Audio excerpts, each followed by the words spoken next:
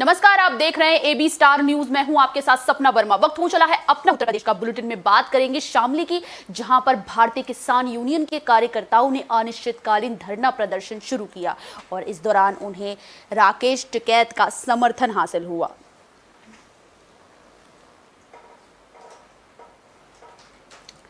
शामली में भारतीय किसान यूनियन के कार्यकर्ताओं ने अनिश्चितकालीन धरना शुरू किया। इस धरने में किसान नेता राकेश टिकैत भी सैकड़ों ट्रैक्टरों के काफिले के साथ समर्थन करने पहुंचे।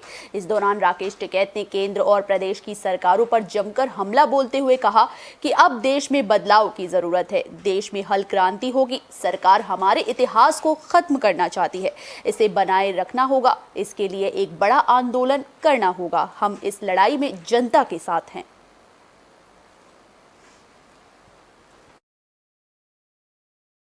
हासिल तो सभी मांगे मान ली थी। जिंदे हैं, ये हासिल है। वे हमारे घर पे हमला कर रहे हैं, हम अपना बचाव कर रहे हैं। अब ये लड़ाई संघर्ष, अगर जमीन बचानी है तो संघर्ष करना पड़ेगा, ज्यादा दिक्कत है भाई। हमने हमारी बात तो कुछ कहेगा, हमारे खिलाफ मुकदमा। एक भारत सरकार का मंत्री वो कुछ बात कहे तो उसके प्रवचन, उसके गाली के भी प्रवचन हैं और हमारे प्रवचनों की भी गाली लगे। मतलब ये हिसाब समझ में नहीं आया। बुलेटिन में बात फिरोजाबाद की, जहां पर अपराधियों के मन में पुलिस का खौफ दिखाई दिया और खौफ इस कदर परवान चढ़ा कि अपराधी यहां सरेंडर करता हुआ दिखाई दिया।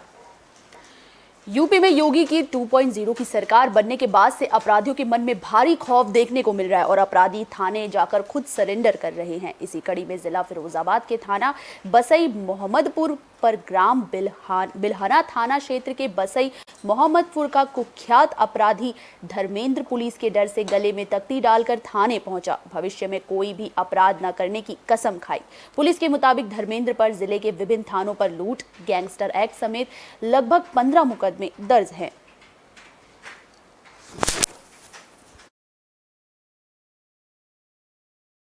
आज लगभग 12:30 बजे थाना बसई मोहम्मदपुर पर धर्मेंद्र नाम का एक अपराधी एसएचओ के सामने पेश हुआ और उसने ये कहा कि उसके ऊपर दर्जन से ज़्यादा मुकदमे हैं पहले के। अभी वो कुछ दिन पहले जेल से बाहर आया है और अब वो कोई अपराध नहीं करेगा। इनफैक्ट हमारे पूरे जोन में जो ऑपरेशन पहचान चलाई जा रही है, इस ऑपरेशन पहचान के तहत हम अपराधियों का सर्विलांस करते हैं। बुलेटिन में बात कासगंज की, जहां पर भाजपा नेता ने एक टैक्स पालिका के अधिकारी की पिटाई कर दी।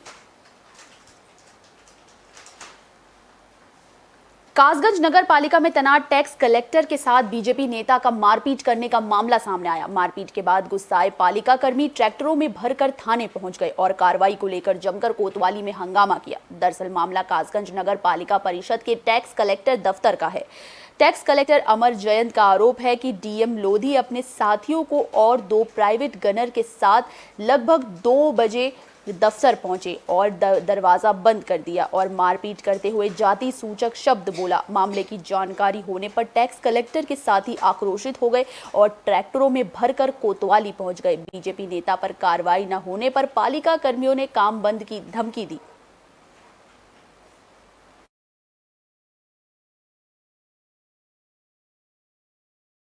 मैं आपको राजवीर साहू सांसद जी के प्रतिनिधि बताते हैं, टीएस लोधी।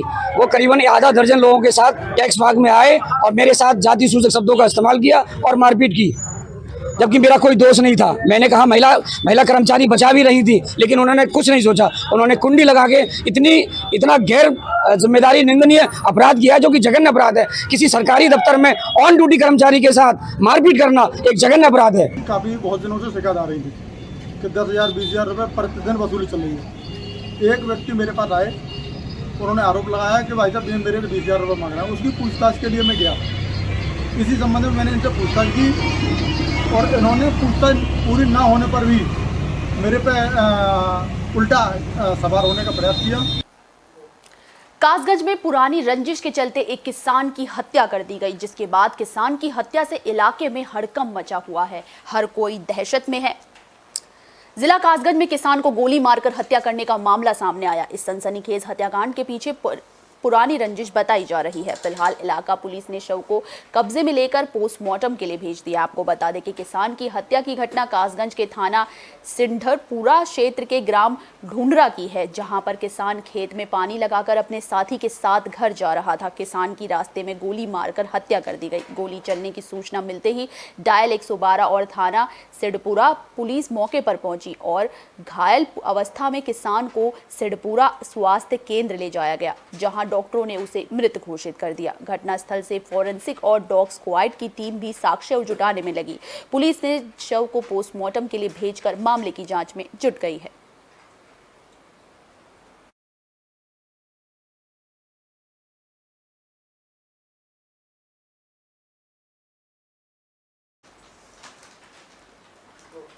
बुलेटिन में बात गाजियाबाद की, जहां पर एक पालतू कुत्ते ने एक बच्चे को काट दिया, जिसके बाद जैसे ही ये घटना इलाके में फैली, हड़कंप मच गया। गाजियाबाद के राजनगर एक्सटेंशन में चार्म्स कैसल सोसाइटी की लिफ्ट में बीते सोमवार को एक महिला के पालतू कुत्ते ने बच्चे को काट लिया। वहीं बच्चे को संभालने या पूछने के बजाय महिला चुपचाप खड़ी रही और बच्चा दर्द से कराहता रहा। जानकारी के मुताबिक सोसाइटी में रहने वाला 9 साल का बच्चा चौथी क्लास में पढ़ता है। बच्चा शाम को ट्यूशन से लौट रहा था। सोसाइटी के लिफ्ट में एक महिला अपने पालतू कुत्ते के साथ प्रवेश करती है। महिला कुत्ते के साथ लिफ्ट में पीछे की ओर आती है तो बच्चा कुत्ते से बचने के लिए लिफ्ट में आगे की तरफ जाता है। इसी दौरान कुत्ता बच्चे पर हमला कर देता है और उसकी कमर के पास काट लेता है। बच्चा दर्द से कराते हुए कटे हुए स्थान को पकड़ लेता है। दर्द के कारण वो पैर भी जमीन पर नहीं रख पाता और लंगड़ाने लगता है, लेकिन महिला उसे संभालने का प्रयास भी नहीं करती। घटना लिफ्ट में लगे सीसीटीवी कैमरे में कैद हो गई। वहीं जानकारी होने पर बच्चे के परिजनों ने इसकी शिकायत थाना नंदग्राम पुलिस को दी, जिसके बाद पुलिस मामले की जांच में जुटी है।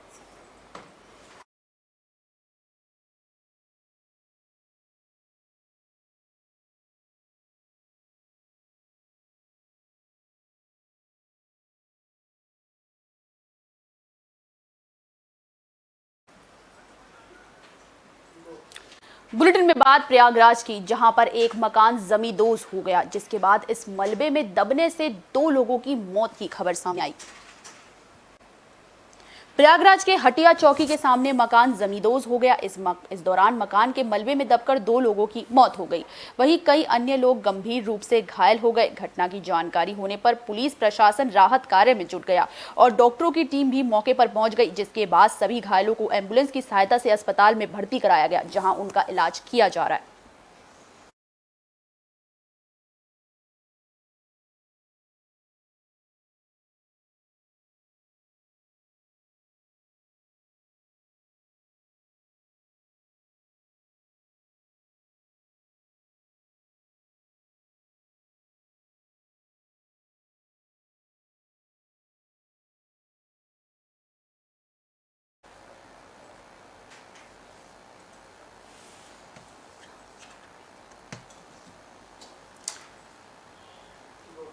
बुलेटिन में बात औरैया की, जहां पर एमएलसी प्रांशु द्विवेदी का दौरा लगा। इस दौरान उन्होंने कार्यकर्ताओं ने उनका फूल माला पहनाकर स्वागत किया।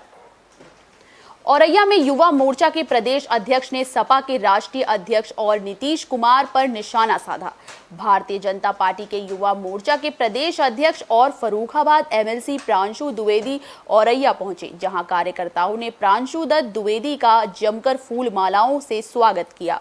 वहीं प्रांशु दत्त द्विवेदी ने अखिलेश यादव और नीतीश कुमार पर तंज कसते हुए कहा कि अखिलेश यादव के राजभर ने कुछ भी बोलने से मना किया है, जिस पर प्रांशु दत्त द्विवेदी ने कहा कि सभी सहयोगी दल जो विधानसभा चुनाव में अखिलेश यादव के साथ थे वो ये सब जान गए हैं। अखिलेश यादव की पार्टी एक डूबता हुआ जहाज है। वही कहा कि वाले समय में भारतीय जनता पार्टी लोकसभा के चुनाव में पूर्ण बहुमत से जीत होगी।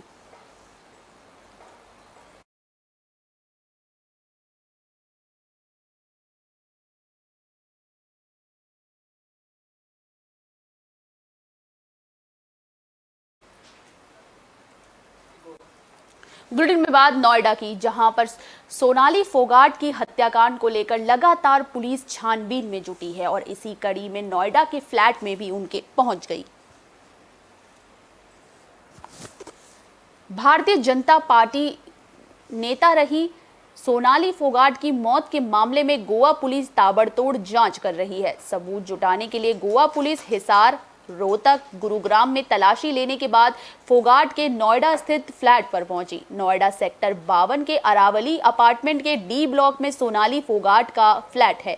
सूत्रों की माने तो गोवा पुलिस की 3 सदस्यीय टीम रात करीब 8 बजे फोगाट के फ्लैट में छानबीन करने पहुंची।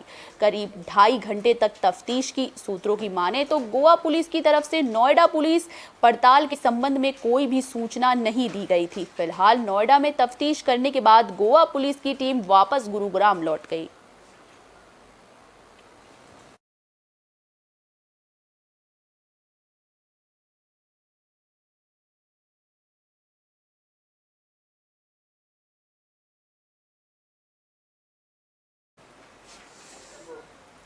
बुलेटिन में बात गाजियाबाद की, जहां पर पीटी टीचर की हैवानियत देखने को मिली। दरअसल पीटी टीचर ने एक मासूम को इतनी बुरी तरीके से पीटा कि उसकी हालत गंभीर है। यूं तो अध्यापक को एक बहुत बड़ा दर्जा दिया जाता है क्योंकि बच्चों को वो एक नई दिशा प्रदान करते हैं, लेकिन कुछ शिक्षक ऐसे भी हैं जिनकी हरकतों से बच्चों का जीवन बर्बाद हो जाता है। ऐसा ही एक मामला गाजियाबाद के एक प्राइवेट स्कूल में देखने को मिला, जहां क्लास में बात करने पर पीटी टीचर बच्चे की पिटाई कर दी। टीचर ने 12 साल के मासूम के पेट में घूंसों से पिटाई, जिसके बाद 12 साल का मासूम अंश दर्द से करा उठा। आनन फानन में उसे स्कूल के भीतर की फौरी तौर पर मेडिसिन दी गई। इतना ही नहीं, अपनी इस करतूत को छिपाने के लिए टीचर बच्चे को चॉकलेट खिलाया और बच्चे को घर में बताने के लिए मना किया। बच्चे ने शाम के समय घर पहुंचने के बाद आप बीती अपने पिता को बताई, जिसके बाद पिता ने स्कूल प्रबंधन से बात की तो स्कूल प्रबंधन ने टीचर मनीष को नौकरी से निकाल देने की बात कहकर पल्ला झाड़ लिया। लेकिन परिजन ने टीचर मनीष के खिलाफ एफआईआर दर्ज करवाई। हालांकि आरोपी मनीष अभी भी पीड़ित परिवार पर समझौता बनाने का दबाव बना रहा है। वहीं दूसरी ओर डॉक्टर का कहना है कि मासूम अंश को अंदरूनी चोटें आई हैं।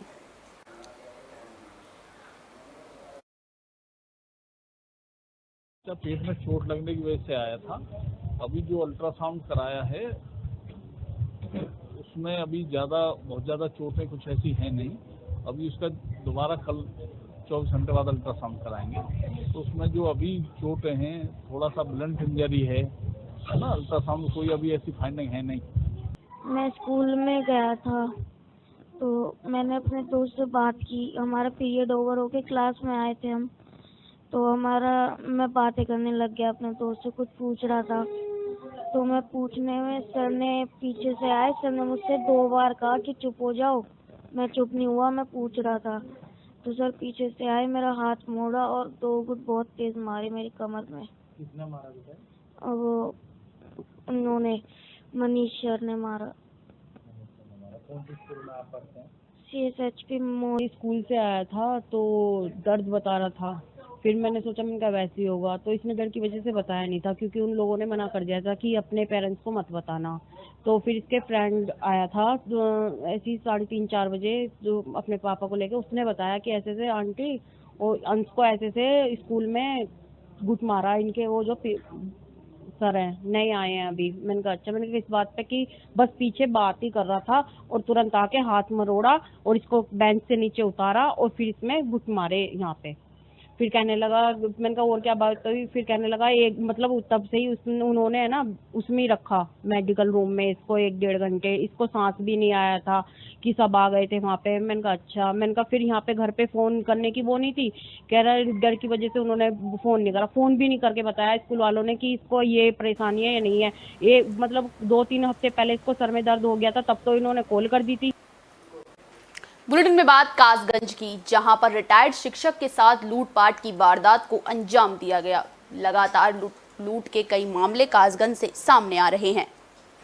कासगंज में बैंक से पैसे निकालकर घर जा रहा एक रिटायर्ड शिक्षक से लूट का मामला सामने आया है। घटना के शिकार हुए शिक्षक ने कोतवाली पुलिस को तहरीर देकर लुटेरों की गिरफ्तारी की मांग की है। आपको बता दें कि कासगंज जिले में लूट छिनैती की घटनाएं लगातार सामने आ रही हैं।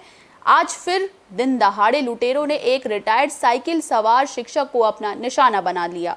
बैंक से 3 लाख रुपए निकालकर साइकिल से घर जा रहे थे। उसी दौरान लुटेरे शिक्षक का बैग उतार कर फरार हो गए। लूट की घटना के बाद शहर में दहशत का माहौल है। हालांकि पुलिस ने मामला दर्ज कर लुटेरों की तलाश शुरू कर दी।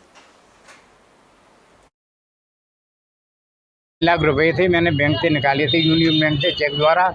तो कैलाश बुरीबारी की दुकान से मैंने चीनी और पूरा लेने के लिए अपनी साइकिल को वहाँ खड़ा किया।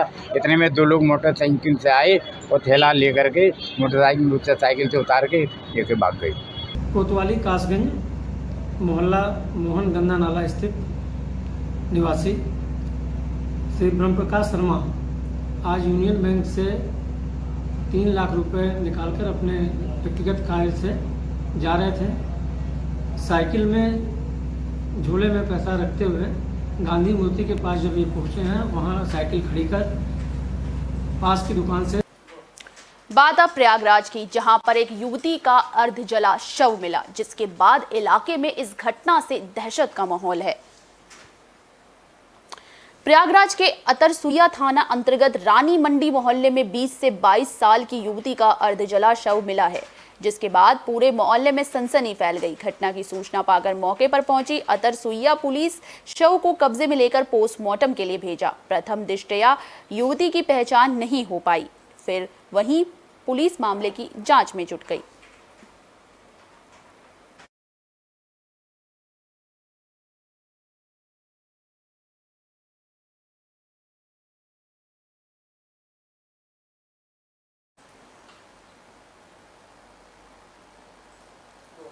बुलेटिन में बात झांसी की, जहां पर एक युवती का शव मिला, जिसके बाद शव मिलने से इलाके में हड़कंप मच गया। पुलिस को झांसी के थाना टोढ़ी फतेहपुर क्षेत्र से निकली लखेरी नदी के ग्राम रेवन के पास एक अज्ञात युवती का शव तैरता हुआ पाया गया, जिसको देखने के बाद लोगों में सनसनी फैल गई। जानकारी के मुताबिक ग्राम रेवन के पास लखेरी नदी में ग्रामीणों ने नदी में महिला का शव को तैरते हुए देखा, तो वहीं घटना की जानकारी संबंधित टोढ़ी फतेहपुर थाना को दी गई। मामले की जानकारी मिलते ही भारी संख्या में स्थानीय ग्रामीणों के साथ थाना पुलिस मौके पर पहुंची, तो वहीं लोगों ने देखा कि महिला के शव के पास प्लास्टिक की बड़ी भारी थैली पड़ी है, जिसे देखकर लगता था कि किसी ने महिला के शव को थैली में भरकर नदी में फेंका हो। फिलहाल पुलिस ने शव को कब्जे में लेकर शव की शिनाख्त में जुट गई। आपको बताते चलो कि आज थाना टोढ़ी फतेहपुर पुलिस को लगभग 7:30 से 8 बजे के आसपास सूचना मिली कि रेवन गांव के पास लखेरी नदी है, वहीं पे एक अज्ञात शव मिला हुआ है। मौके पर थाना टोढ़ी फतेहपुर पुलिस मेरे द्वारा स्वयं उच्च अधिकारी गण द्वारा वहाँ पे निरीक्षण किया गया। मौके पे फॉरेंसिक टीम द्वारा भी वहाँ का एक चीज़ों को देखा गया। अपना उत्तर प्रदेश में फिलहाल के लिए बस इतना ही। मुझे दीजिए इजाजत। देश और दुनिया से जुड़ी तमाम खबरों के लिए देखते रहिए AB स्टार न्यूज़। नमस्कार।